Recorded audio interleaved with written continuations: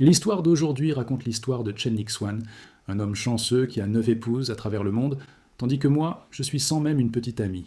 Après avoir passé du temps à cultiver sa double vie avec ses premières et secondes épouses, il s'est finalement lancé à la recherche des 7 autres. Comme vous pouvez l'imaginer, ce voyage est semé d'embûches, qui ne manqueront pas de montrer au protagoniste sa force, et ce, de la pire des manières. Mais avant d'aborder le plus beau, revenons au point de départ.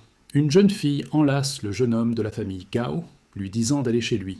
L'homme demande à sa femme d'être douce, mais elle avoue ne pas avoir touché à la corde. Chen voulait quand même aller à l'université, même sans réussir l'examen. Il répond qu'elle l'a frappé de toute façon, mais que sa femme ne touche que son mari. L'avertissant qu'il pourrait s'agir d'une arnaque, elle passe à une autre question. Que ferait-il si une fille l'abordait ? Le protagoniste explique qu'il emmènerait la jeune fille en lieu sûr.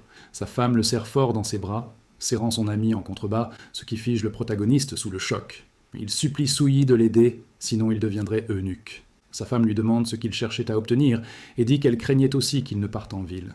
Les femmes expliquent que sa 9e épouse se trouvait à l'Est, ce qui enthousiasme le protagoniste. Il avait 9 épouses qu'il n'avait jamais vues auparavant, et parmi elles, la 9e était célèbre dans le monde des affaires. La première épouse agite le bras, le libérant de la corde et lui ordonnant d'aller chez la famille Gao, car il le protégerait et avait un contrat de mariage avec elle, ce qui rend le protagoniste encore plus excité. Dayu, agacé, lui demande si elle serait aussi belle qu'eux deux. Le protagoniste tente de les décrire avec poésie, lorsque sa femme lui lance une autre question difficile. Cheng Xuan n'a pas de réponse, et sa femme commence à compter jusqu'à 1. Hors du temps, elle prend une pilule et la jette à l'eau, provoquant une énorme explosion. Quelques jours plus tard, le protagoniste s'apprêtait enfin à quitter son village, annonçant son départ à toutes les filles de la ville. Perché dans un arbre, Dayu demande à sa sœur si elle le laissera vraiment partir, et Souyi répond qu'il porte son destin en lui. Et si c'était scellé, alors il ne faisait que commencer, car un tigre libéré de sa cage est imprévisible. Un train à grande vitesse traverse la ville, tandis que le protagoniste se repose, songeant à son avenir, jusqu'à ce qu'une belle jeune fille s'avance vers l'hôtel et attire son attention. Comme par hasard, elle laisse tomber son rouge à lèvres et se penche devant lui. Le protagoniste songe à sa beauté, même si elle n'est pas aussi bien que ses femmes, mais la jeune fille se retourne et voit la main de Cheng faire un geste étrange. Elle s'agace, le traitant de pervers et de l'avoir donné en pâture au chien. Son grand-père l'interrompt, lui disant que le jeune homme n'a rien fait et qu'elle devrait être plus prudente. Puis il dit au garçon de ne pas s'inquiéter, car elle n'est pas une mauvaise fille, juste une idiote, et lui demande s'il allait à l'université. Le protagoniste remarque des signes de maladie sur le visage du vieil homme, au moment même où celui-ci est pris d'une crise et s'effondre au sol, sa petite fille sur lui. Le protagoniste lui conseille de ne pas le toucher, car il pourrait être en état de choc et perdre la vie. La jeune fille affirme qu'il raconte des bêtises et appelle le personnel de bord.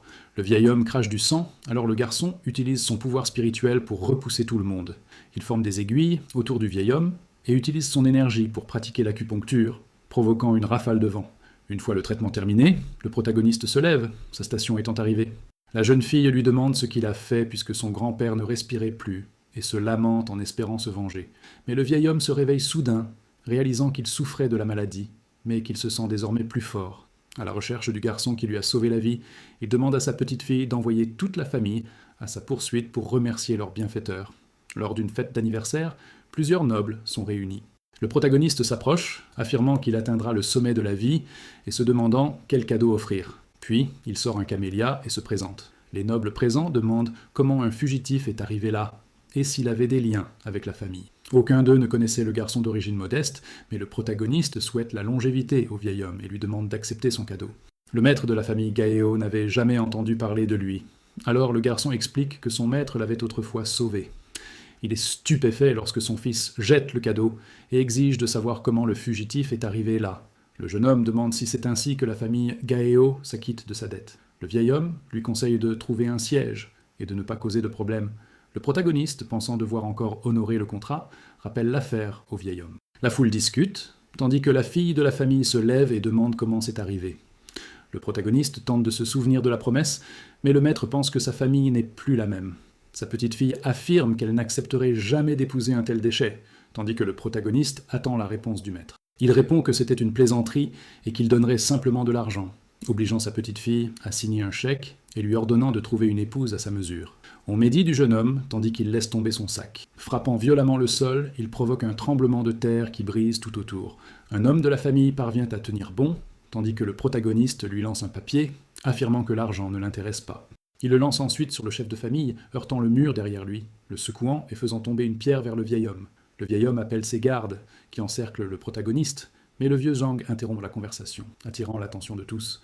Le chef de la famille Gao lui répond, tandis que les gardes continuent d'encercler Chen.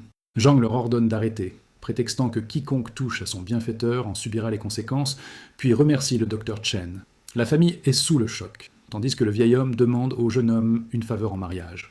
Personne ne sait comment réagir, et Chen répond qu'il y réfléchira, ce qui excite le vieil homme et met Wu Shuang en colère.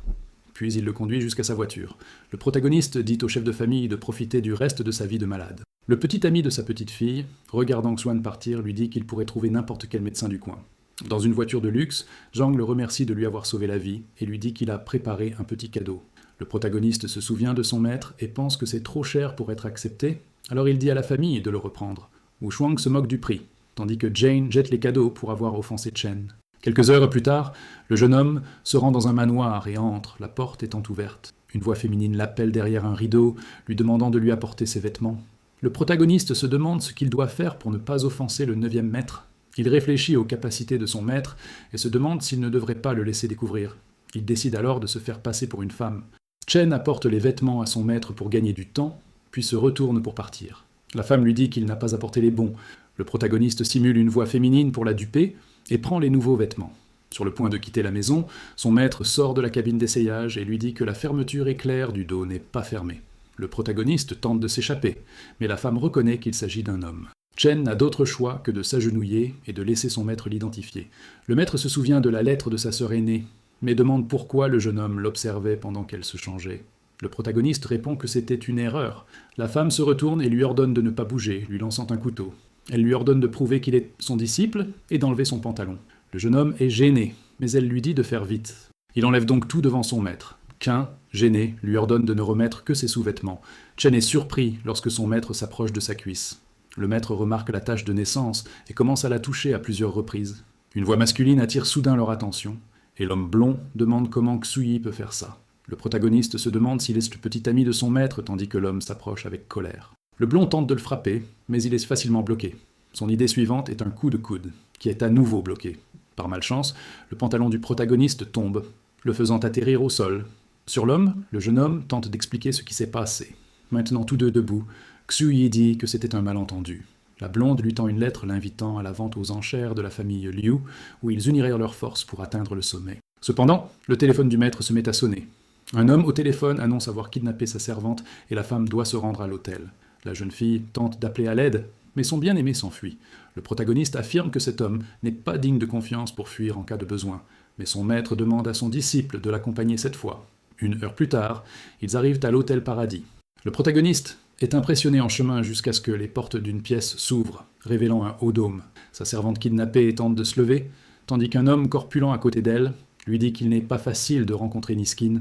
Le protagoniste reconnaît 2 personnes à la table comme étant des membres de la famille Gao, et elles le reconnaissent également. Son maître demande à sa servante ce qu'elle a fait pour être kidnappée. Pendant ce temps, l'homme corpulent annonce qu'il achètera la boutique pour 30 millions, mais que, comme elle ne marche pas bien, il réduira le prix à 10 millions. Mais Shui refuse, prétextant qu'il ne faut jamais revenir sur sa parole. L'homme affirme qu'il n'y a rien de mal à cela, puis lui propose de passer la nuit avec lui. Il reçoit une gifle, impressionnant tout le monde. Le gros homme lui demande quelle audace elle a eue de le frapper, mais le protagoniste suggère à son maître d'annuler le marché. Il tente ensuite de partir, mais le gros homme et ses subordonnés lui barrent le passage, prétextant que le garçon resterait là. Le gros homme menace de détruire toute sa famille au village s'il ne s'agenouille pas pour s'excuser, mais il reçoit un coup de pied dans le ventre, le faisant cracher du sang et tomber dans les bras de son garde. Les membres de la famille Gao le trouvent audacieux, et le garde du gros homme, furieux, charge le garçon, mais le protagoniste esquive simplement son attaque et riposte, projetant le garde au sol. La servante félicite le protagoniste tandis que le gros homme ordonne que sa bande soit conduite à l'hôtel. Le protagoniste demande si le gros homme était vraiment digne de détruire sa famille. Une bande débarque soudainement à l'hôtel, forçant le protagoniste à faire demi-tour. Pensant que sa disciple ne pourra pas gérer la situation, son maître lui suggère de partir sans elle. Mais le protagoniste lui conseille de ne pas agir ainsi, car auparavant, elle était seule, mais désormais, personne n'oserait la toucher. Les membres du gang se ruent sur lui, mais Chen esquive leurs attaques. Saisissant la tête d'un assassin, il la fracasse au sol, brisant tout. On se demande d'où lui vient cet étrange pouvoir, tandis que le gros homme leur ordonne d'avancer. Le protagoniste canalise son énergie. formant des milliers d'aiguilles autour des assassins. Puis, il libère son pouvoir d'un simple contact avec le sol. Tout le monde est stupéfait. Les protagonistes annoncent que c'est maintenant au tour du gros homme. Il tente de fuir, mais le protagoniste le frappe avec ses aiguilles pour le punir d'avoir insulté sa famille. Après cela, il lui donne un coup de pied dans l'aine pour avoir insulté son maître. Il s'apprête alors à frapper le gros homme une dernière fois, mais son maître l'arrête en disant que c'est trop et qu'elle s'en occupera pour l'instant. Elle ordonne à tout le monde de partir, tandis que le gros homme s'effondre au sol à côté de la famille Gao. Dehors, elle explique à son disciple que ce n'est pas son village et qu'elle craint de ne pouvoir le protéger. Alors que plusieurs voitures approchent, la femme se cache derrière un pilier. Un vieux gangster s'irrite qu'on ait porté la main sur son fils, tandis qu'à ses côtés se trouve un homme de la petite bande de couteaux. S'ils étaient arrivés plus tôt, ils n'auraient pas pu s'échapper, mais maintenant, il ferait mieux de partir. La servante se gare devant eux, le chef de bande remarque le mouvement, dégaine son épée et tranche le pilier. Ne trouvant rien, il poursuit sa route avec le gros homme, prétextant avoir repéré des rats errants. Quelques heures plus tard, le protagoniste termine son bain en se plaignant de sa première journée. Puis il remarque son maître allongé sur son lit, endormi d'épuisement. Le garçon pense que les 9 maîtres sont tous compétents. Il doit donc hâter son entraînement, car il ne veut que la protéger. Soudain, son maître se retourne et leurs lèvres se rencontrent. Le garçon a une soudaine intuition, activant son pouvoir. Alors que sa maîtresse se réveille, il recule, affirmant que ce n'est pas ce qu'elle croit, mais sa serviette tombe soudainement. Le protagoniste tente d'expliquer qu'il était en transe. Puis il quitte la pièce en disant qu'il va s'entraîner. Dehors, il se cogne la tête contre le sol, se reprochant d'avoir embrassé son maître. Mais il remarque que ses arts martiaux se sont améliorés depuis et se demande s'il devrait recommencer. La nuit passe, et le lendemain, en ville, le protagoniste demande pourquoi mademoiselle Jiang l'a amené ici. Jiang pense qu'elle devrait se rapprocher du garçon à la demande de son grand-père. Le gros homme serre Chen dans ses bras, le qualifiant d'extraordinaire, louant son courage. Puisque la famille Wu n'est rien, ils continuent à marcher. Ils arrivent à un endroit avec des pierres, et le gros homme explique que c'est une maison de jeu et qu'il va la lui montrer aujourd'hui. Un homme mise tout ce qu'il a, tandis qu'un autre gagne des millions, mais quelque chose derrière lui attire l'attention du protagoniste. Il se retourne et se dirige vers la poubelle, tandis que ses amis tentent de l'arrêter. Le public lui demande si le jeune homme est fou, mais le protagoniste trouve la pierre qu'il cherchait et demande le prix de la taille. Négociant pour 1000 pièces. Il demande au forgeron de la tailler, révélant une section blanche à l'intérieur. Mademoiselle Jiang dit qu'il fait des bêtises, tandis que la pierre est coupée en morceaux blancs jusqu'au bout. Le protagoniste la prend, pensant qu'il doit y avoir quelque chose à l'intérieur. Ses sens s'aiguisent et le dragon s'active. Chen frappe la pierre de la main, impressionnant tout le monde lorsqu'il voit un jade de glace. Le protagoniste tente d'absorber l'énergie de la pierre, pensant qu'elle est activée grâce à son pouvoir. Les gens autour de lui crient après lui proposant d'acheter la pierre, mais il refuse, prétextant qu'il ne la vendra pas. Puis il la donne au gros homme, lui promettant de payer ce qu'il veut. Quelque chose d'autre attire l'attention du jeune homme. Il voit l'homme blond de la maison de son maître passer avec 2 filles. Le protagoniste se demande ce qu'il fait là, puis continue son chemin. Pendant ce temps, une main touche l'épaule de mademoiselle Jiang. Zhao Kui lui demande si elle connaît le jeune homme et où il se trouve, devant la maison de Paris. Le jeune homme cherche Rui Fang, le visage collé à la vitre de la voiture, mais la femme à l'intérieur le traite de pervers. L'homme corpulent s'approche soudainement, annonçant que le gang des poignards a kidnappé mademoiselle Jiang. Ils ont également dit que s'il ne venait pas avant la nuit, il lui ôterait trop la vie, et le protagoniste comprend. Dans un entrepôt, un membre du gang promet de forcer la jeune femme à mendier comme un chien. Elle lui ordonne de ne pas la toucher, mais on l'attrape par le cou. La jeune fille affirme que sa famille le tuerait et le traquerait en enfer s'il la touchait. Zhao Kui la gifle pour l'avoir menacée, et à terre, la jeune fille pense que l'homme corpulent aurait dû appeler la famille Jiang. La porte du bar s'enfonce, attirant l'attention du gangster. Le protagoniste entre avec son subordonné vaincu. Il affirme qu'il le recherche. Le gangster dégaine son épée, et la jeune femme l'avertit qu'il est un artiste martial. Zhao Kui charge pour frapper le protagoniste. Chen esquive le coup, insufflant de l'énergie à son adversaire. Mais le jeune homme intercepte le coup et saisit la main de Zhao Kui. Kui tente de dégainer son épée, l'infusant de la même énergie. Cependant, il est bloqué par les poings de Chen. Le jeune homme riposte d'un coup de pied au ventre, faisant saigner le gangster et l'envoyant voler. Ses amis le soupçonnent d'avoir atteint un niveau de cultivation supérieur. À genoux, l'homme le prévient que son patron est à ses trousses. Le protagoniste se tourne pour s'occuper de son ami, la serrant dans ses bras, faisant rougir Jiang. Elle commence à se plaindre qu'il cherche à se venger, mais le protagoniste l'ignore et l'emmène à la voiture. Quelques heures plus tard, dans un hôtel où se déroule une fête, un subordonné s'approche de la chambre de son patron. Il lui rapporte l'état du gros homme de la famille Wu et lui annonce que son père veut se venger. Son patron allume une cigarette, promettant de s'en occuper. Un bruit retentit à l'extérieur, tandis qu'un subordonné ensanglanté signale l'invasion. Le protagoniste s'approche de la chambre, tenant le corps d'un des chefs de gang. L'homme reconnaît Zhao Kui dans ses mains et dit que c'est dommage de mourir si jeune. Deux de ses subordonnés chargent le protagoniste à l'épée, mais le poignet du premier se brise facilement, et Chen utilise son épée pour bloquer l'attaque de l'autre. Le patron répète que c'est intéressant. Le protagoniste prévient qu'il aura sa revanche aujourd'hui, puis commence à frapper avec son épée. Yuan Peng frappe dans ses mains, lui suggérant de se soumettre, mais le protagoniste refuse, juste pour irriter le patron. L'homme sort son épée du fourreau et charge Chen. Le jeune homme se contente de bloquer, déplaçant son arme. Le boss bondit alors sur lui, leurs épées s'entrechoquant, brisant la lame de Chen. N'ayant d'autre choix que de battre en retraite, le jeune homme se met à sourire et à libérer sa puissance. Son coup d'épée provoque une destruction immense, mais le protagoniste le bloque à main nue. Il frappe l'homme au ventre avec son genou, le projetant sur la table et le faisant saigner. Le boss se relève et s'agenouille devant Chen. Il le supplie d'être épargné, mais le protagoniste se détourne, prévenant qu'il n'y aura pas de prochaine fois. Le garçon traverse le couloir et tombe nez à nez avec une fille aux cheveux violets. Chen lui demande qui elle est, tandis que la fille se présente et lui propose de passer la nuit avec elle. Chen se détourne, affirmant qu'il n'est pas ce genre d'homme. Mais la fille le poursuit, lui offrant 1 million pour une nuit. Le protagoniste accepte le marché, tandis que la femme se dirige vers un magasin de costumes. En regardant les vêtements, il semble que des gardes la traquent. La fille aux cheveux violets le remarque et, n'ayant pas le choix, décide de se cacher dans la cabine d'essayage. Elle couvre la bouche de Chen et lui demande de lui apporter de nouveaux vêtements. Le protagoniste quitte la cabine d'essayage, choisissant d'étranges tenues pour elle. Pendant ce temps, la fille se change en femme de chambre. Chen prévient que les hommes arrivent, mais la fille le pousse contre le mur. Elle embrasse ensuite le garçon, déconcertant les gardes, qui décident de partir. Elle recule, disant que tout va bien maintenant.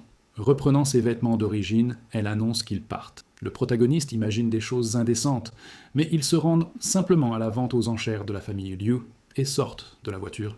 Il suit son nouvel ami. La jeune fille aux cheveux violets lui promet que si quelque chose lui plaît, elle le paiera. De nombreuses personnalités sont présentes, dont des membres de la famille Gao. Violette affirme que le garçon ressemble au protagoniste, ce que son maître confirme. Même mademoiselle Jiang et son ami, le gros, étaient présents. Un homme s'approche de la jeune fille aux cheveux violets et lui demande qui est le garçon à ses côtés. Elle présente Chen comme son petit ami, ce qui le dissuade de parler davantage. Le protagoniste se sent gêné face à tout cela. Puis la jeune femme de la famille Gao s'approche, affirmant que cet homme avait récemment demandé sa main à sa famille. Les deux femmes se lancent dans une altercation verbale, mais sont interrompues. Le petit ami de mademoiselle Gao crie que le protagoniste n'est qu'un fugitif. Les gens se rassemblent, et Violette suggère l'aide de Xu-Yi. Mademoiselle Jiang intervient, prétextant qu'ils ne tiennent pas parole. Cela déclenche une dispute avec la femme, irritée de n'être qu'un fugitif. Mademoiselle Da serre le protagoniste dans ses bras, prétendant être sa petite amie. Mais la jeune femme de la famille Jiang et Violette crie qu'il est leur homme. Son maître ordonne à sa disciple de la suivre, mais Jiang lui saisit la main. Prétextant que c'est une preuve, elle l'embrasse sur la joue. Le protagoniste recule, prétextant avoir abusé de lui, tandis que mademoiselle Da lui tient le bras. Son maître lui dit de rentrer chez lui. Mademoiselle Jiang se tient devant lui, affirmant que Chen est le gendre de sa famille. Puis mademoiselle Di lui tient le bras, affirmant qu'il est son petit ami. Les trois filles forcent Chen à dire ce qu'il fait là. Le garçon, confus, prie son maître de ne pas se fâcher. Il la suit alors, laissant ses amis derrière lui. Le petit ami de mademoiselle Gao propose des solutions pour l'écraser. Loin de la foule, Chen retrouve son maître et ses amis. Les deux filles disent qu'elles ont besoin de lui, mais la conversation est interrompue. Rufing s'approche et demande à la jeune femme de parler de leur partenariat, mais il lui demande ensuite pourquoi le protagoniste est là s'il n'a pas été invité. Mademoiselle Jiang, Monsieur Han et Madame de Lui disent qu'il est important pour eux. Cela coince l'homme blond, le forçant à accepter cette réalité. Puis, il dit à Xu-Yi qu'il souhaite lui parler affaires en tête-à-tête. Le garçon observe la scène, méfiant de ses intentions, mais la servante lui conseille de ne pas causer d'ennui. Chen invente une excuse et Han décide de l'accompagner. Ils se dirigent vers une pièce où les trois hommes d'affaires sont réunis. Ils regardent en silence Rufing glisser quelque chose dans le vin de Xu-Yi. Puis Chen ouvre la porte, ordonne à son maître de ne pas boire, saisit le verre et le claque sur la table. L'homme blond se lève, le traitant de menteur, et son maître tente de le défendre. Rufing change de sujet, dit qu'ils s'occuperont affaires plus tard, puis partent avec sa secrétaire. Le maître se fâche contre son élève et le réprimande avant de quitter la pièce. Le gros lui demande s'il ne faut pas le laisser partir, mais le protagoniste refuse, ajuste son plan et se rend ensuite chez son maître. Dans la salle de bain, Rufing se plaint de la difficulté à donner à boire à Xu-Yi. Il ordonne ensuite à la servante de venir se déshabiller. Elle paraît contrariée tandis que le blond commence à retirer sa ceinture. Le gros filme la scène, annonçant une scène importante. 10 minutes plus tard, la vente aux enchères commence. Le gros s'approche, appelle Chen et lui annonce que le spectacle est prêt. Ruffing commence la présentation, rappelant que sa famille est l'une des fondatrices de la chambre de commerce, et qu'aujourd'hui, il annoncera que le plus offrant rejoindra la chambre. L'homme se dit que, tôt ou tard, Xu sera à lui. Il remercie ensuite tout le monde pour leur soutien et annonce qu'il présentera le nouveau produit 3D. Le protagoniste annonce que le spectacle est sur le point de commencer, tandis que l'écran diffuse la vidéo du président. Les spectateurs commencent à l'enregistrer, tandis que, dans la vidéo, il admet avoir tenté quelque chose avec Xu Yi. Ruffing semblait être quelqu'un de bien, mais en réalité, il était ignoble et effronté. L'homme blond leur ordonne d'éteindre la télévision, et la vidéo s'arrête 10 secondes plus tard. Le public se moque de sa brièveté, ce qui exaspère encore plus l'homme. Il ordonne l'annulation de l'audition et la confiscation de tout le matériel, tandis que le maître se lève et annonce son départ. Dans la voiture, la servante commence à médire du blond, mais le maître se contente de lui demander s'il a vraiment essayé. Elle connaissait déjà ses mauvaises intentions, mais ignorait qu'il commettrait un acte aussi malhonnête. Le protagoniste plaisante en disant qu'il devait protéger son maître, mais se souvient d'avoir laissé derrière lui un coffre avec son argent. Soudain, une lumière s'allume à l'arrière de la voiture. Chen crie à la servante d'être prudente, mais elle tourne le volant, effrayée. Un accident de voiture se produit, impliquant 2 véhicules. La servante se retourne pour demander si tout le monde va bien, mais elle voit le protagoniste tenir son maître pour la protéger. Le jeune homme demande si son maître va bien, tandis que la servante lui crie de regarder devant. Ruffing se précipite sur le protagoniste, se plaignant d'avoir ruiné sa vie et sa réputation. La servante crie qu'il a tenté de forcer Xu, mais l'homme commence à l'humilier. Le protagoniste songe à l'envie de le frapper, mais Xu se contente de lui reprocher sa naïveté. Comprenant qu'il la voyait comme une petite fourmi, elle ordonne à son disciple de le tuer. Chen accepte, tandis que l'homme blond canalise son énergie et charge sur lui. Son coup est simplement bloqué par la main du protagoniste. Ruffing tente alors une nouvelle attaque, mais échoue à nouveau, ne recevant qu'un coup de poing. Puis un coup de genou le projette au sol. Le jeune homme l'attrape par la chemise, prêt à porter le coup fatal, mais le vent se lève soudainement violemment. Un homme encapuchonné apparaît derrière Chen, lançant une attaque que le protagoniste reproduit. Tous deux sont contraints de reculer sous l'impact, tandis que l'homme s'empare du corps de Ruffing. Chen pense qu'il a été blessé et que cet homme a une certaine habileté. Tandis que la servante s'approche, son maître commence à se demander s'il ne pourrait pas être Sun Wuji, le roi de l'épée. Dans une maison au bord de la rivière, l'homme s'approche pour faire son rapport à son père. Zhang l'écoute en versant du thé dans sa tasse. Il pense que, jusqu'à présent, le démon de l'épée n'avait jamais perdu un combat, et que s'il attaque vraiment le jeune guerrier, il pourrait être en grand danger. Le vieil homme lui conseille de ne pas être superflu, mais veut savoir pourquoi Wu Mubai s'est impliqué et s'il doit le rencontrer. La jeune femme entre dans la pièce en se plaignant d'avoir croisé Chen à la vente aux enchères. Il était accompagné de 2 jeunes filles et son maître l'a emmené. Zhang demande comment cette femme est devenue proche de lui, car son histoire est complexe, et elle est une figure divine dans la capitale. Ailleurs, Xu s'agenouille pour rendre hommage au prince. Elle dit avoir déjà rencontré le jeune homme et, cette fois, elle souhaite lui présenter ses excuses. Puisqu'elle n'aurait pas dû refuser le mariage et qu'elle comprend maintenant que Chen est quelqu'un de digne de confiance, elle acceptera son sort. Le prince lui demande si elle a résolu le problème récemment causé. La jeune femme se lève alors, déclarant vouloir récupérer ses biens et aider son disciple. Le prince lui dit d'agir comme elle le souhaite, tandis qu'elle s'éloigne. Il prévient Xu de ne pas le décevoir. Lorsqu'elle part, le prince confie à une femme nommée Seven qu'il aimerait rencontrer Chen. La femme acquiesce et dit qu'elle ira de l'avant. Le lendemain, Chen se réveille et se dirige vers la voiture, trouvant Fatihan. Il ouvre la portière tandis que son ami lui dit qu'il a l'air distrait. Mais le jeune homme explique que son maître est absent quelques jours. Son ami lui conseille de s'occuper de ses propres affaires d'abord, car la journée ne sera pas facile, et ils se rendent à un endroit où une foule s'est rassemblée. Le tournoi allait avoir lieu en ville, et les habitants attendaient la famille Wu.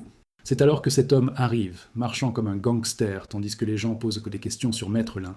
Le vieil homme pense ne pas avoir été appelé jusqu'à ce qu'une dague touche le sol. Elle transporte un homme nommé Lin Zai par téléportation, et les gens autour de lui le saluent. Les gens se rassemblent, commentant que le garçon n'oserait pas s'y rendre, mais Han Chong arrive soudain en voiture, passant juste devant le gangster. Le gros sort de la voiture avec le garçon, qui se plaint de ne pas savoir conduire, mais le garçon s'essuie la bouche, disant que tout le monde devrait venir à lui.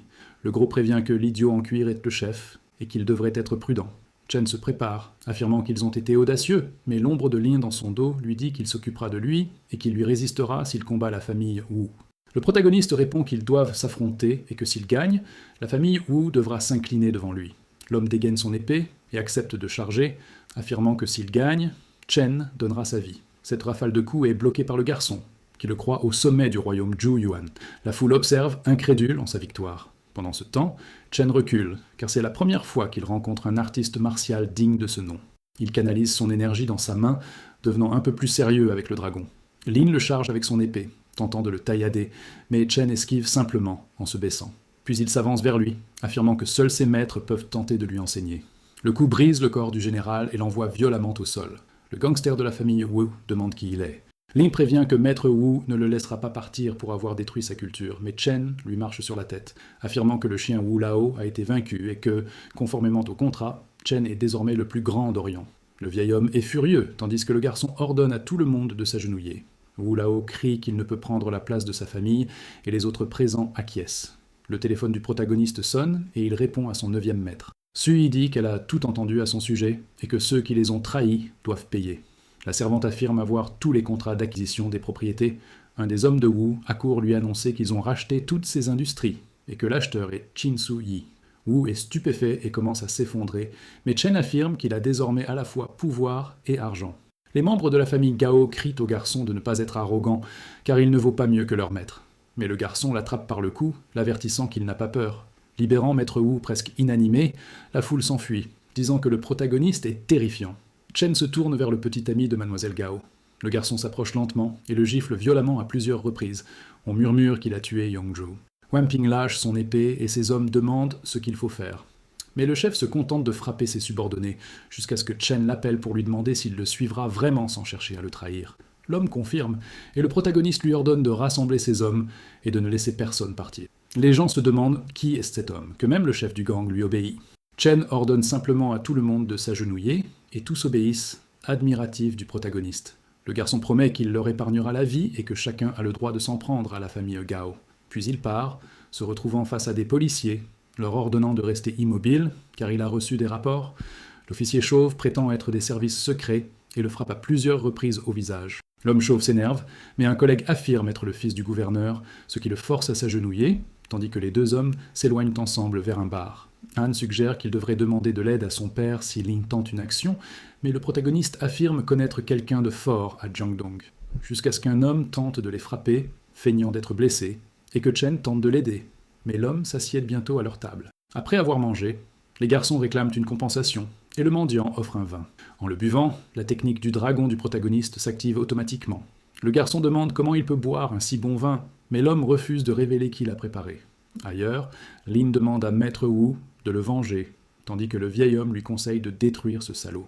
Mais il craint de ne pas être de taille, jusqu'à ce que quelqu'un arrive à la porte, appelant Wu Mubai. C'est Jiang Lao, qui lui rappelle que son rival s'en prenait à un jeune homme après être sorti de sa retraite. Le gros homme dit qu'il a perdu tout son argent parce que le mendiant mange trop.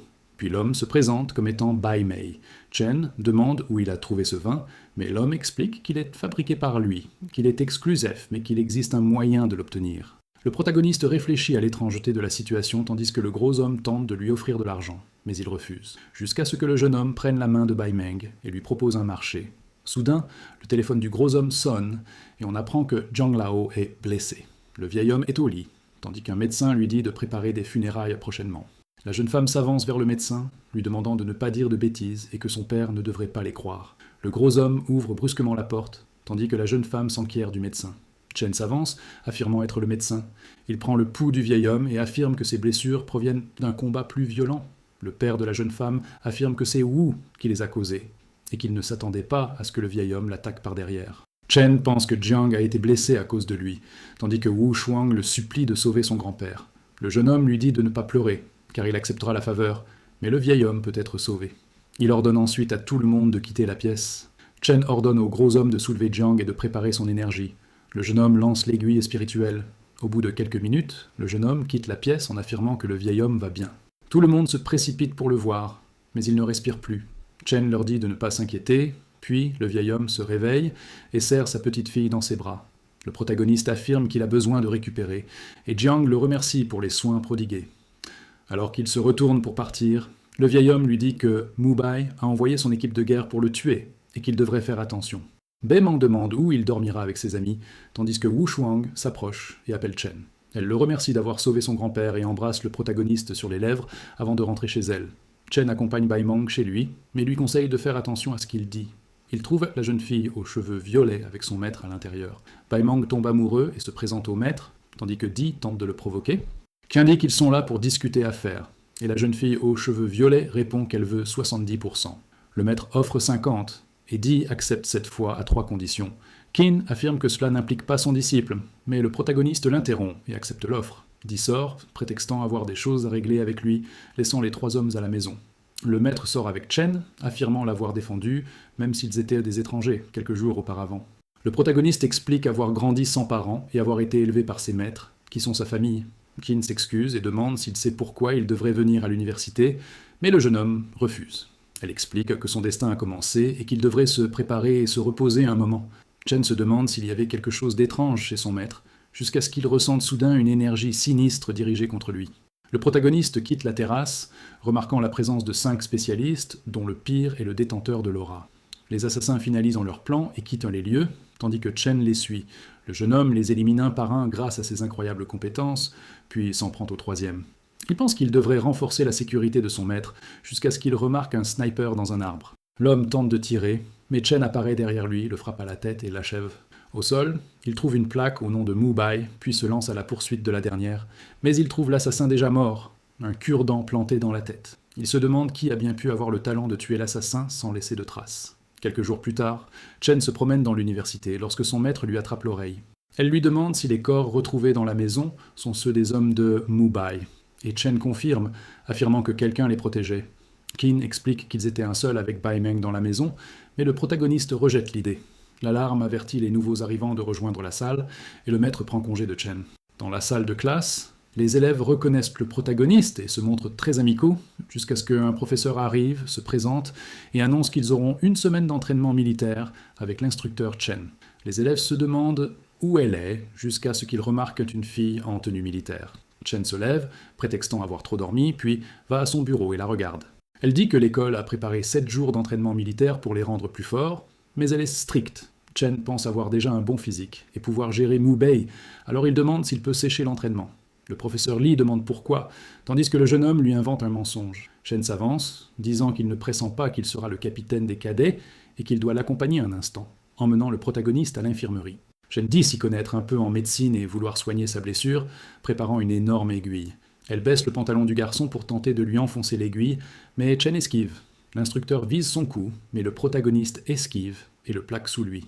Pensant à sa beauté, le garçon promet de la satisfaire puisqu'elle veut se déshabiller, mais le professeur le gifle, s'en va et dit qu'il aura droit à une leçon. Dehors, sur le terrain d'entraînement, les élèves rament qu'ils pourraient aller se reposer à l'infirmerie, mais le protagoniste refuse. Le garçon leur dit de se taire et de se mettre en rang, et Shen ajoute qu'il devrait courir 10 tours jusque-là. Il commence à guider ses camarades pour se préparer. Le temps d'entrée est écoulé, et l'instructeur demande où sont les 27 autres de son équipe, mais Shen l'ignore. L'instructeur dit qu'en tant que capitaine, il sera puni, et lorsque le garçon se plaint, elle double la pénalité. Les gens pensent que Chen n'a pas de chance, tandis que le garçon se met à courir. 20 minutes plus tard, il annonce avoir terminé la course, surprenant ses camarades. L'instructeur félicite sa performance et leur conseille de faire 50 pompes, un exercice facile pour le protagoniste. Elle annonce ensuite qu'il va suivre un entraînement spécial et qu'il doit en faire 300, ce qui provoque une protestation du garçon. Ne parvenant pas à négocier, il commence l'exercice, jusqu'à ce que Shen le rattrape et lui ordonne de commencer immédiatement. Le protagoniste la critique pour l'avoir puni sans raison, et l'instructeur lui ordonne de se dépêcher. Il commence les pompes, et, après quelques minutes, termine enfin les 300. Chen dit à l'instructeur d'accepter son défi, mais Shen lui ordonne de dépasser l'instructeur Guang d'abord. L'homme affirme qu'il n'y parviendra pas et charge d'un coup de poing, mais le protagoniste le bloque. Une explosion secoue la zone de combat, et l'instructeur enchaîne avec un coup de pied que Chen esquive facilement. Il se place derrière l'instructeur, prêt à porter le coup de grâce, mais l'instructrice le bloque. Le garçon recule, pensant à sa force tandis que la femme rassemble son énergie fulgurante et charge. Chen, sentant la menace, libère sa propre énergie et forme une paume contre elle. L'instructeur lève le doigt, projetant un éclair pour briser la paume, tandis que Chen forme une épée énergétique, la fonçant sur elle pour un choc énergétique direct. Après un impact violent, l'instructeur lui demande s'il veut la défier ainsi, et le garçon charge à nouveau, lui frappant la jambe avec des mouvements sournois. Tandis que l'instructeur esquive, il l'attrape. Il la frappe à plusieurs reprises devant les autres, la mettant en rage.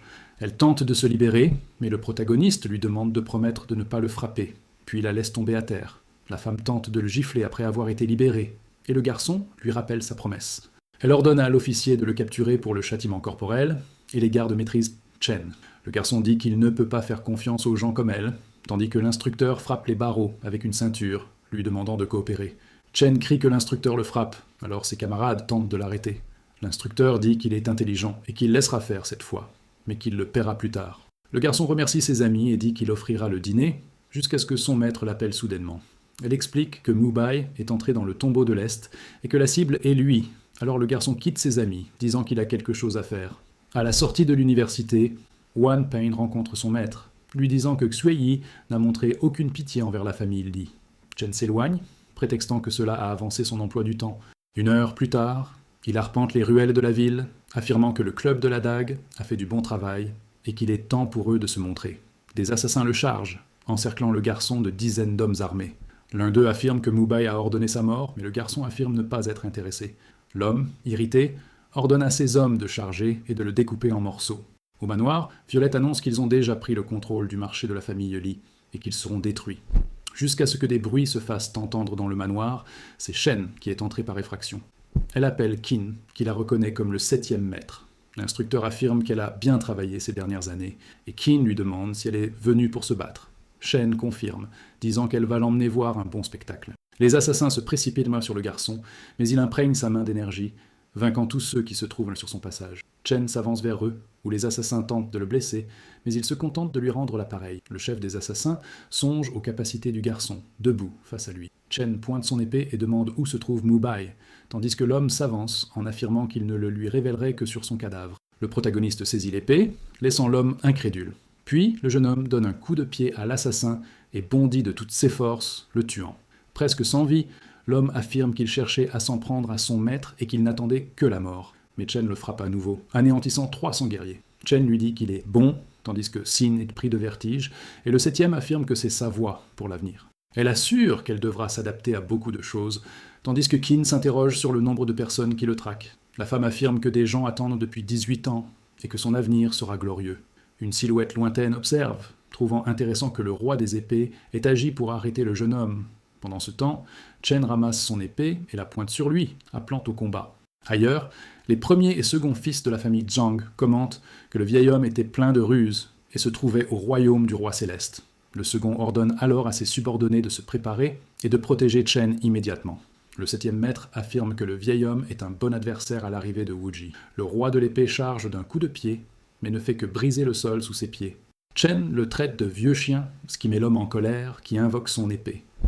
Le coup se dirige vers Chen, qui en fait de même avec son énergie, provoquant de multiples impacts. Tous deux reculent, et Wuji se dit un génie insensé de se prendre pour son adversaire, mais le protagoniste prépare une attaque d'énergie jaune, canalisant un dragon dans son épée. Les fils de la famille Zhang affirment que cette attaque pourrait trancher montagnes et rivières. Wuji tente d'abord de résister, utilisant des centaines d'épées contre le dragon. Une puissante explosion se produit, blessant Wuji, tandis que Chen charge à nouveau. Le vieil homme lance son épée de foudre pour arrêter le jeune homme, mais le coup de Chen a déjà porté ses fruits. Chen s'approche du roi des épées en implorant sa vie. Le jeune homme le coupe en deux, laissant les frères Zhang incrédules. Ses maîtres lui font remarquer qu'il a répondu à leurs attentes. À l'approche de Kunping et du gros homme, ils enjambent des cadavres, et Chen affirme qu'ils appartiennent au groupe de Wu Mubai et Sun Wuji. Kunping le remercie de s'être rendu si vite, tandis que le protagoniste lui demande de nettoyer les lieux. Le gros homme demande s'il peut rendre visite à son père avec son ami pour tenter de sauver le vieil homme, et après une brève discussion, Chen accepte. 1 heure plus tard, l'hélicoptère arrive sur les lieux, et le gros homme promet de guider son ami jusqu'au rendez-vous. Certains médecins affirment que la jeune femme était inconsciente et froide comme la glace, mais l'infirmière qui accompagnait le protagoniste s'y oppose. Les médecins affirment qu'elle n'a aucun mérite, et le gouverneur affirme que si elle ne les avait pas empêchés de dire des bêtises, il serait mort. Il lui demande alors son plan, mais la jeune fille n'en a aucun. Le protagoniste arrive alors dans la pièce, et le gouverneur lui demande s'il est le médecin miracle. Le gros homme confirme l'information et présente son ami. Certains médecins remettent en question les compétences du protagoniste, et Anne prend la défense de son ami. Chen dit qu'il veut juste jeter un œil, et le gouverneur lui demande s'il en est sûr. Le docteur Liu explique la situation du patient, et le jeune homme leur conseille d'utiliser l'acupuncture pour contrôler le flux sanguin. Les deux médecins crient que c'est une méthode taboue, mais le gouverneur se lève et demande au jeune homme de l'accompagner. Ils arrivent dans la chambre de madame Wang Fu, le visage couvert d'un masque. Chen l'identifie rapidement comme un corps de jade glacé et dit qu'il doit en sceller les poings. Un médecin l'interrompt, affirmant que c'est une méthode taboue, se présentant comme le divin Dr Zhu. L'homme lui rappelle de ne pas pratiquer cet art, car cela pourrait coûter la vie, et le gouverneur leur ordonne de partir. Han semble inquiet et s'excuse auprès de son ami, mais Chen se contente de dire qu'il a faim. Pendant le repas, le jeune homme affirme que s'ils suivent sa méthode, la jeune fille pourra être sauvée. Quelqu'un ouvre la porte d'un coup de pied et se présente comme le jeune maître Long Xiao. Han se lève, furieux, et déclare que son frère est maître Chen. Xiao, tout excité par sa renommée, lui conseille de s'agenouiller, mais on lui fourre un oignon dans la bouche avant qu'il ait pu finir de parler. Chen se plaint de sa grossièreté tandis que Xiao s'avance vers lui. Le protagoniste lance simplement un bol avec une fourchette, heurtant la cuisse du jeune maître. Ses subordonnés affirment que le protagoniste courtise la mort, mais Han les traite d'idiots. Chen rappelle à son frère de manger d'abord, car il s'occupera des idiots. Dehors, le gouverneur se plaint qu'une demi-heure s'est déjà écoulée, et Wan tente de lui faire valoir le talent de maître Zhu. Mais le vieil homme se lève brusquement à la recherche du jeune homme, affirmant que lui seul peut la sauver. Dehors, les garçons partent à la recherche du frère de Xiao. Il s'approche avec son groupe, et lorsque son frère arrive à ses côtés, le fils aîné pointe son doigt, le chargeant d'énergie. Cependant, le protagoniste demande à son père s'il aime les dramas de Mary Sue. Dragon, irrité, ordonne à ses hommes d'apporter son épée ancestrale, suscitant les commentaires des gens autour. L'épée atterrit entre les mains de Chen, qui la brise accidentellement. L'héritier, furieux, voit son artefact brisé et charge le garçon d'un coup de pied. Chen bloque facilement, forçant Dragon à reculer, tandis que Xiao appelle l'équipe Liu. Le garçon provoque l'héritier et le pousse à attaquer avec son ki tranchant, mais Chen le bloque facilement, le brise et le repousse. Han leur conseille de reculer jusqu'à l'arrivée de la police, et Xiao court à leur rencontre. L'héritier explique la situation, et le directeur Liu déclare qu'il tuera quiconque résistera. Imperturbable, le gros lui ordonne d'enlever son uniforme, et furieux, Liu ordonne à ses gardes de les tuer tous les deux. Le gouverneur les empêche de toucher son fils, tandis que Liu le menace, jusqu'à ce qu'il comprenne qui il est. Liu tente de faire croire qu'il s'agit d'un malentendu, mais le gouverneur le gifle. À genoux, le directeur déclare qu'il ignorait que c'était son fils. Pendant ce temps, Han dit aux frères aînés de ne pas s'en prendre à son frère. Dragon pense que Wan Shan est comme un empereur local, et que c'est une mauvaise nouvelle. Han demande quoi faire d'eux, et le garçon répond que ce n'est pas nécessaire. Wan Shan répond que le docteur Chen est généreux, et qu'il devrait être payé 30 millions pour préjudice moral. Xiao crie que c'est de l'extorsion, mais son frère dit qu'il s'en chargera. Le ministre Guan s'approche derrière Wan Shan, se plaignant de sa petitesse, affirmant que le minimum devrait être d'1 milliard. Wang Liu va voir Chen et s'excuse pour son attitude déplacée, tandis que les deux frères regrettent d'avoir s'en prendre à des personnes puissantes. Le protagoniste serre la main du ministre, qui lui demande de retourner à l'hôpital. Wan Shan ordonne aux deux frères de préparer l'indemnisation et à l'ancien directeur Liu de se préparer pour la prison. À l'hôpital, les médecins se demandent de quoi le garçon est capable et si ce serait un gaspillage. Chen apparaît et déclare que s'il guérit la jeune femme, ils doivent l'appeler grand maître et lui donner le titre de chef des médecins. Les deux hommes acquiescent, et le garçon appelle mademoiselle Liu, prévenant qu'il aura besoin de quelqu'un. Il leur dit d'utiliser cette recette pour préparer une soupe médicinale et de l'apporter dans la chambre. Wan Shan leur ordonne d'obéir. Pendant ce temps, le ministre Guan tient la main de Chen et le supplie de la sauver. Dans la chambre, le garçon remarque l'épuisement du vieil homme. Il demande à Chen s'il sait comment inverser le sang, puis s'en va, avertissant le protagoniste de ne rien faire de mal. Liu demande ce qu'elle doit faire, et le garçon lui dit de l'aider et de lui donner des aiguilles. Il lui demande de mettre la jeune fille dans la baignoire, pensant qu'il ne la laissera pas subir ce sort. Liu annonce que la baignoire est prête, tandis que le garçon se déshabille et entre dans la baignoire. Il explique sa présence ici et demande l'aiguille. Le garçon imprègne un tissu de son énergie et le jette sur mademoiselle Wan. Le docteur Liu s'étonne de la baisse de température, tandis que le garçon se dit qu'elle a survécu assez longtemps pour changer son destin. Scellant les points d'acupuncture de la jeune fille, il se lève et lui assure que 10 minutes de bain la remettront sur pied. Mais Wang lui attrape la jambe, lui disant qu'elle est très confortable. Le ministre répond que cela fait longtemps et veut des nouvelles de sa sœur, tandis que Wan Shan tente de le calmer. Chen quitte brusquement la pièce et Wang s'enquiert de sa sœur.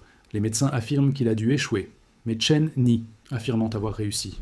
Le docteur Liu sort de la pièce avec la jeune femme, surprenant tout le monde par sa guérison. Chen tente de s'éclipser discrètement, tandis que Zhu examine son état. Mais la jeune fille affirme que son mari a guéri toutes ses douleurs. Le ministre, surpris, demande où est son mari. Son frère affirme qu'elle n'a pas de mari, mais la jeune fille affirme qu'ils ont pris un bain ensemble et qu'elle doit maintenant l'épouser. Han affirme que son frère est en difficulté et Chen leur explique sa situation, tandis que les autres lui font remarquer qu'il a de la chance d'avoir agi ainsi. Wang se lève et va trouver Chen, s'excusant d'avoir douté de ses compétences. Le jeune homme la repousse, conseillant au ministre de se reposer. Le ministre ordonne alors au docteur Liu de s'occuper d'elle, et Han plaisante en disant qu'il est désormais un Huang. Chen appelle les deux médecins et leur annonce qu'il occupe désormais le poste de médecin à Zhangzhou. Tous deux s'excusent de l'avoir offensé, et le ministre le remercie d'avoir sauvé sa sœur. Il demande s'il est libre ce soir, mais le jeune homme tente de partir immédiatement. Le docteur Zhu invite le jeune médecin à venir à Zhangzhou pour l'événement du mois prochain. Le jeune homme tente de partir aussitôt, tandis que Han demande ce qui s'est passé. Il se souvient de tout et en est gêné. Pendant ce temps, le docteur Liu pense qu'il n'est qu'un bon garçon. Le lendemain, ses amis demandent où était Chen la veille. Les filles débarquent, folles de lui, provoquant une agitation chez le garçon au centre. Ses amis sont jaloux, tandis que Xin aperçoit son élève, irrité par son amusement. Elle ordonne aux filles de s'écarter et ordonne à Chen de lui remettre ses cadeaux. Chen tente de refuser quelques instants, mais l'enseignante menace d'utiliser ses méthodes, le forçant à les lui remettre facilement. Elle le prévient qu'elle le fera souffrir si cela se reproduit, et lui dit qu'il doit être prêt à partir demain, car elle emmènera Chen à un programme de formation pour talents, et il rejoindra le ministère du renforcement. Le jeune homme demande quel sera le salaire, et son instructeur se plaint qu'il ne pense qu'à ce genre de choses. Chen songe à l'étendue de son pouvoir, et Chen dit qu'il n'aura pas besoin de formation militaire s'il réussit. Ils se reposèrent donc tous les deux, et en chemin, Chen se trouva bien. De retour chez lui, Bai Ming salua son jeune maître, lui disant que Qin lui avait donné une belle vie, et qu'il était d'une beauté exceptionnelle. Chen lui recommanda de ne pas dire de bêtises à son sujet. Le vieil homme l'interrogea sur son maître secret. Chen se dit qu'il n'en avait jamais parlé, mais le vieil homme interrompit ses pensées, lui disant qu'il comprendrait plus tard. Chen finit par rencontrer son maître qui s'enquit de ses cours. Il répondit qu'il partirait loin demain, et voulait la tenir au courant de l'entraînement. Qin trouvait Chen jolie, même si elle n'était pas son genre. Mais puisqu'elle s'occupait de lui, Chen devait l'écouter attentivement. Le lendemain, un hélicoptère atterrit, tandis que le professeur expliquait que les 5 légions se regroupaient cette fois-ci, et que tout serait supervisé par le ministre. Comme seulement 3 d'entre eux passaient, Chen demanda simplement où ils allaient. Elle répondit que pour éviter les attaques, le chantier se trouvait dans les montagnes et qu'ils devaient partir au plus vite. Mais des idiots appelèrent l'instructrice Shen dans leur chambre. L'instructeur les ignore et montre l'endroit à son élève, jusqu'à ce que Su Cheng l'avertit du danger. Chen pense qu'il a lui aussi l'air d'un candidat. Su affirme que beaucoup veulent y aller, mais qu'il y a des endroits où l'on ne peut aller sans une autorité comme la sienne. L'instructeur Shen lui dit d'aller se faire voir. Ses amis la traitent d'idiote et lui reprochent d'être un prince, ce qui irrite Shen. Mais le protagoniste pose la main sur sa taille et promet de prendre soin de sa petite amie. Ne connaissant aucun prince de la famille Su, il ne voit qu'un pervers. Puis, il se retourne et leur dit de ne pas l'espionner. Le jeune maître Su s'emporte et lui dit d'aller au diable. Plus loin, l'instructeur lui ordonne d'arrêter, et le jeune homme tente de la provoquer, se cassant le poignet. Il se plaint de la douleur, tandis qu'une voiture approche et qu'une jeune fille en sort. Shen la reconnaît et la présente comme étant la chef Exia. Le jeune homme la salue. Mais Sata annonce qu'un espion du royaume du soleil s'est échappé et qu'il faut le capturer avant qu'il ne s'enfuit. L'enseignante annonce que Chen l'accompagnera pour l'exercice initial. Une demi-heure plus tard, dans l'hélicoptère, Tia annonce que Gu est posté là. Shen ordonne à son élève de suivre l'équipe divine et de ne pas s'impliquer, puis saute de l'hélicoptère avec Tia. Chen est impressionné par sa capacité à le faire, tandis que l'hélicoptère ordonne à tout le monde de sauter. Le jeune homme fait donc de même, mais se demande où il est.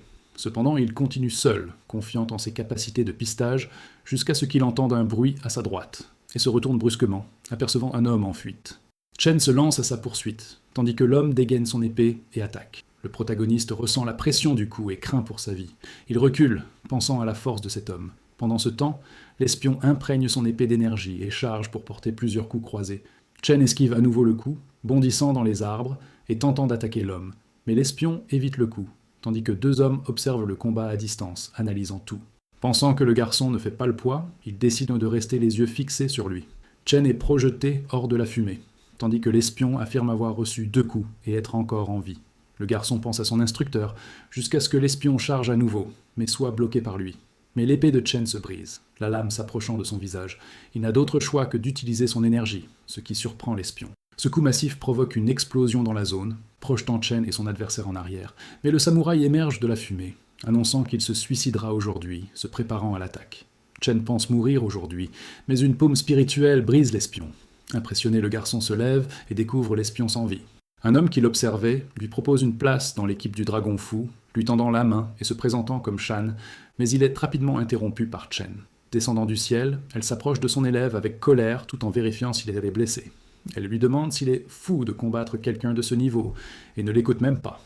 Chen se réveille le lendemain avec seulement quelques souvenirs de ce qui s'est passé. Il décide d'ouvrir la porte pour chercher Mademoiselle Shan, qui fait partie de l'armée du Dragon Fou.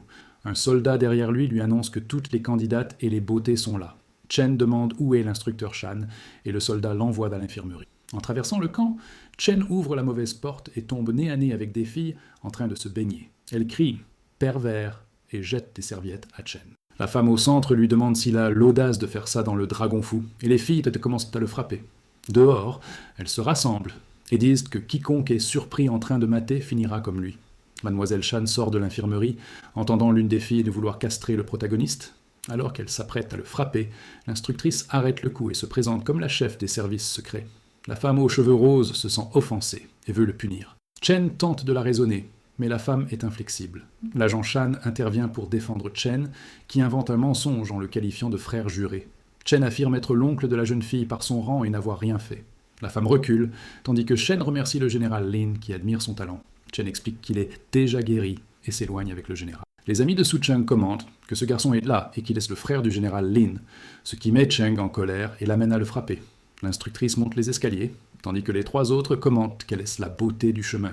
Et Chen est également intéressant, même si seulement 2 d'entre eux le mettent sur la défensive. Avec seulement 3 noms d'hommes de main, dont lui, il prévoit de lui ôter la vie. Sur ce scène, le chef Xi ordonne à tous les concurrents d'avancer, annonçant que l'épreuve se déroulera en 3 manches et que seuls les 3 premiers seront retenus. Chen remarque que 2 d'entre eux sont forts, et Xi leur dit de traverser la forêt vierge en 1 heure pour atteindre l'objectif. Suivant la carte, elles doivent tous se rappeler des dangers.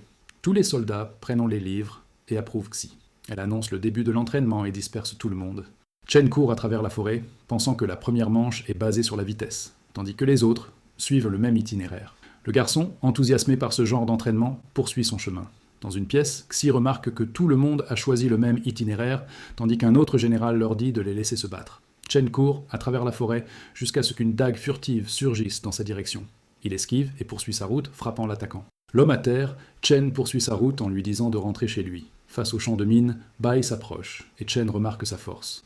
Bai propose d'aller explorer la zone, et le protagoniste le taquine en lui disant qu'il ne sait pas comment procéder. Irrité, l'homme aux cheveux roses charge Chen du poing, projetant une énergie spirituelle, jusqu'à ce qu'une autre frappe par derrière provoque une nouvelle explosion. Chen leur ordonne de sortir, tandis que Su les insulte et lance une grenade prétextant qu'il l'emmènera en enfer. Dans la zone finale, les officiers se demandent pourquoi personne n'est arrivé à 10 minutes de l'arrivée, jusqu'à ce qu'une explosion se produise, attirant l'attention de tous. Une jeune fille s'approche, s'empare du drapeau et informe l'examinateur Xi. Les instructeurs remarquent qu'elle est jeune et qu'elle est dans le royaume céleste. Bai et Su s'approchent alors, s'emparant des drapeaux en même temps. L'instructeur se demande où est son élève. Il surgit soudain de la fumée et charge Su d'un coup de poing énergétique. Bai pense que personne ne pourrait survivre à cette explosion, et alors que le coup de Chen approche, l'instructeur le bloque. Elle fait reculer le garçon, tandis que même ses camarades sont impressionnés par sa force. Chen affirme que ces salauds ont tenté de lui ôter la vie avec une grenade, et Xi promet d'enquêter. Chen les interrompt et leur ordonne d'examiner attentivement la situation, car ils ont touché son peuple. Elle saisit alors le poignet de Chen et l'emmène à l'infirmerie pour soigner ses blessures. Elle promet de l'aider à se venger, jusqu'à ce qu'un soldat entre dans la pièce, et les informe que le général Lin a invité son frère. En chemin vers la chambre du général, la jeune fille aux cheveux roses se précipite sur lui avec un couteau. Elle le prévient que cette fois, elle va le castrer. Chen esquive tous ses coups, se croyant au royaume céleste. La jeune fille tente de la frapper à nouveau, mais Chen l'évite, lui saisissant le poignet et la plaquant au sol. Elle lui hurle de la lâcher, tandis que le protagoniste la gifle à plusieurs reprises pour l'agacer. La jeune fille pleure après avoir été frappée à plusieurs reprises, tandis que Lin Shan observe de loin, furieux, qu'il frappe sa fille. Mais il dit qu'il voulait le rencontrer pour voir comment il se régénère. Sans appel, Chen décide de retourner à l'infirmerie. Elle annonce qu'elle a des choses à faire et doit partir. Le jeune homme remarque une carte des services secrets, que son maître lui arrache des mains, irrité. Chen réalise qu'il s'agit du même nom que son maître. Après une brève conversation, l'instructeur s'apprête à partir et dit à son élève qu'il doit gagner. Elle l'embrasse sur le front, et s'éloignant, le jeune homme appelle son 7e maître. Elle lui promet de s'en occuper, tandis que Chen se dit qu'elle était vraiment son maître. Mais il la draguait depuis tout ce temps. Le lendemain, la 2e épreuve est sur le point de commencer. L'instructeur Sin apparaît derrière le protagoniste et annonce que Su a enfreint les règles et a été disqualifié. Mais le 7e maître lui suggère de continuer la compétition et de risquer sa vie. Chen dit comprendre ce qu'elle veut dire, tandis que Xi s'éloigne et appelle tout le monde. Elle explique que cette épreuve est un système de progression, avec 6 compétiteurs allant jusqu'au bout de la corde, vainquant tous les adversaires sur leur chemin. 2 d'entre eux sont tirés au sort et s'affrontent dos à dos. Les 2 génies pensent qu'ils n'ont aucune chance contre eux, et Chen remarque leur rivalité. Xi annonce que le premier duo est Bai et Liu Yu, et tous 2 grimpent à la corde. Bai provoque son adversaire, le préparant à frapper avec énergie. Mais l'homme aux cheveux roses lui donne un simple coup de pied, déséquilibrant son adversaire. Les gardes annoncent que Bai Yutang a remporté le premier round, et le deuxième combat oppose Su à Zhu Feng. Chen se dit qu'il ne reste que lui et Su, provoquant son adversaire. Un ami de Su prévient que l'homme qu'ils ont demandé est déjà arrivé, et que dès que Chen quittera le camp, il perdra la vie. Su parvient à mettre son adversaire à terre, remportant le combat. Xi annonce que Chen et Su doivent se battre maintenant, et tous deux grimpent à la corde. Le protagoniste dit qu'il est impatient de se suicider, tandis que Su pense seulement qu'il va se rendre rapidement. Le protagoniste s'avance pour frapper, et Su capitule, mais est ignoré. Suspendu par un fil à la corde, il répète sa reddition. Mais Chen lui marche sur la main pour le faire tomber. Il affirme que personne ne se soucierait de sa mort accidentelle, et charge son énergie pour frapper. Su crie, admettant sa défaite, se faisant entendre de tous. Su et Bei se rendent compte de sa lâcheté. Le protagoniste affirme qu'il le laissera partir aujourd'hui, mais qu'il lui ôtera quand même la vie. Xi annonce aux trois que le round est enfin terminé. Les trois vainqueurs sont devenus des forces de l'ordre, mais elle prévient que le troisième round désignera un capitaine. Un tournoi oppose Chen à Bai, et le protagoniste annonce que c'est leur chance de se battre. Bai, furieux, charge d'un coup de pied de feu, facilement bloqué par Chen. Le public pense que le jeune homme a réussi à bloquer Bai, tandis que de la fumée, l'homme surgit avec une épée d'énergie, à nouveau bloquée par Chen, qui canalise son énergie dans sa main et projette Bai au loin.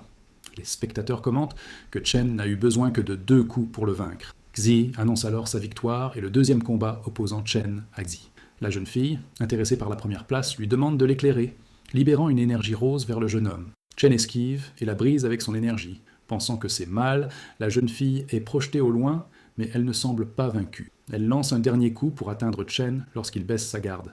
Le jeune homme frappe simplement l'épée, la brisant facilement, tandis que Sui reconnaît sa défaite. Chen s'avance, déclarant que la première place lui appartient.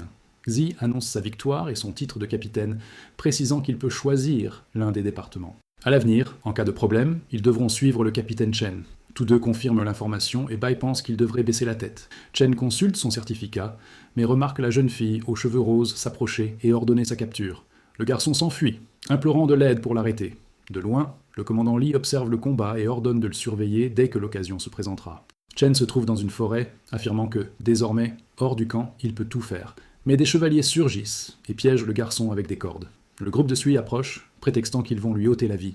Chen se libère des cordes, affirmant qu'il va maintenant achever Sui, qui ordonne à son subordonné d'attaquer.